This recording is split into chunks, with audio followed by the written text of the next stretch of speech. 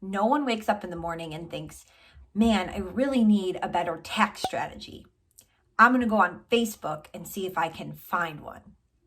We laugh because when you say it out loud, you realize how ridiculous it is.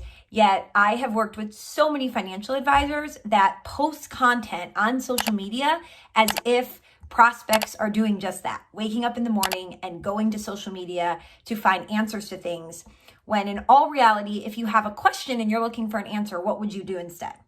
You would Google it, right? This comes down to knowing what type of content works for what part of the marketing funnel. So at the top of the funnel, where we have social media, where we're really just using social media for brand awareness, getting people to become aware of who you are and engage with you if we're referring to prospects. So the type of content that you're going to post on social media is going to be different from the type of content you use at the bottom of the funnel, which is where you want to really convert people that are really invested in learning more about you and much higher hot prospects, if you will. So today what I'm going to do is share with you 5 of the biggest social media mistakes that I see advisors making most often and what you should do instead. I'm Samantha Russell, the Chief Evangelist at FMG Suite, and let's jump right in. So mistake number 1 is starting your social media posts all the time with words like I, my, or we.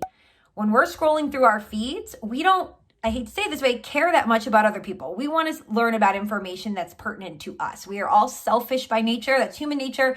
And yes, we like hearing updates from family and friends sometimes, but when it comes to businesses especially, we want to engage with content that is going to be helpful to us. What's in it for me is the mindset many of us have, even if it's subconscious.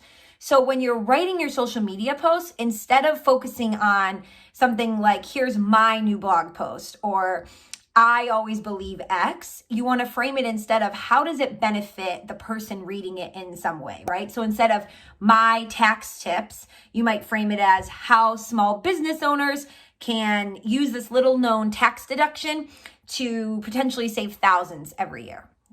See the difference?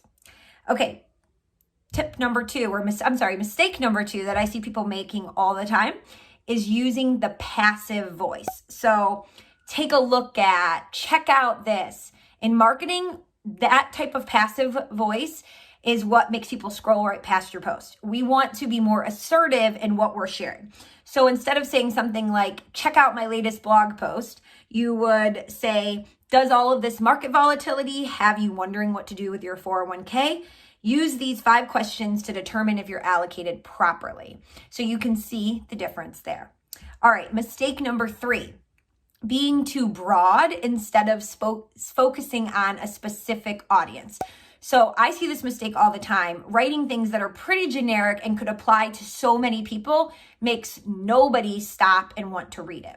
So when you're writing your post, you want to think about who is the person that's going to be reading it that you most want to attract, that you want to engage with. You know, what are they thinking about? What news is trending right now that's impacting the things that they're talking about at the dinner table, the conversations that they're having with loved ones? And then try to visualize what's going through their mind and then use that in your post, right? So back when, the pandemic first started, I saw some people doing a really great job of focusing on writing posts that spoke directly to HR. So at all of these companies where maybe they had to let people go, or they were wondering, can we still do our 401k match? Or, what's going on with the PPP loan?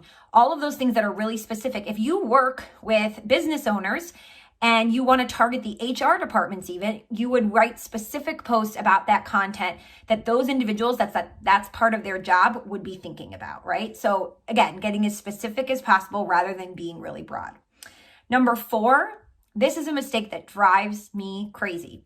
Sharing a link to an article or a blog post you wrote, or maybe even a New York Times article with no information whatsoever, no context as to why someone should read it.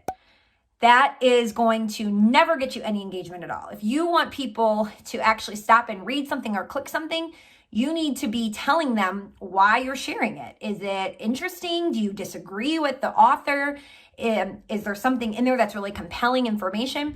So what you can do instead is, copy and paste maybe a paragraph from the article or a quote and use that to hook people, or a really compelling stat, or maybe offer a differing opinion as to why you disagree with this piece.